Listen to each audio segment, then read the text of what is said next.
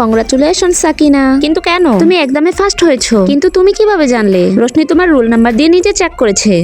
আরে তুমি এমন কেন করলে? আসলে আমি কন্টেন্ট পাচ্ছিলাম না তাই। ও তো নিজেকে বড় ব্লগার দাবি করছে। হ্যালো গাইস, দেখো এটা আমার বন্ধু সাকিনা। আরে আমাকে কেন দেখাচ্ছ? ক্যামেরা বন্ধ করো। আমার লাখ লাখ ফ্যান ফলোয়ার্স আছে, বুঝেছো? সবই নকল, মনে করছে আমরা কিছুই জানি না। সাকিনা তোমাকে লাইভে দেখানোর পর 10,000 সাবস্ক্রাইবার বেড়ে গেছে। হাই গাইস, দেখো এই রুটির দাম 300 টাকা। মনে হচ্ছে এই ব্রেডটাকে কিস্তিতে কিনতে হবে।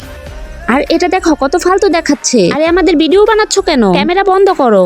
সত্য কথা সহ্য হচ্ছে না তাই না? বেশি বাড়াবাড়ি করলে কেস করে দিব। আরে বাইরে বের করো ওকে। সবসময় মার খাওয়ার মতো কথা বলে। আজ খুব গরম লাগছে। আচ্ছা আমি সবার জন্য মিল্ক টি নিয়ে আসি। মিল্ক টি আনবে? কিপটে কোথাকার। তুমি কি নিজেকে বড়লোক দাবি করছো নাকি? যেদিন থেকে ব্লগার হয়েছি সবাই আমাকে ভয় পায়, কেউ কাছেও আসে না। এমন খাতারনাক মেয়ের কাছে কে আসবে? তোমরা আমাকে খুব হিংসে করো। হ্যালো গাইস, ওই দিনের লাইভের জন্য ওই দোকানদার আমার নামে কেস করেছে। ঠিকই তো করেছে। তোমার জন্য দোকানদারের কত ক্ষতি হয়েছে তুমি জানো? আমি তো শুধু মজা করেছিলাম। রোশনি, এমন মজা কখনো করো না যাতে অন্যের ক্ষতি হয়। ক্যামেরা হাতে আসলে দায়িত্ব নিয়ে ইউজ করতে হয়।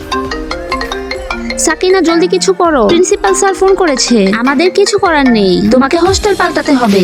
সরি স্যার, আমি ভুল করে ফেলেছি, প্লিজ মাফ করে দিন। বন্ধুরা, আমাদের নিজের মনটাকে সবসময় পরিষ্কার রাখতে হবে। আমি কি ঠিক বলেছি? লাইক ও সাবস্ক্রাইব করে কমেন্টে বলে যাও।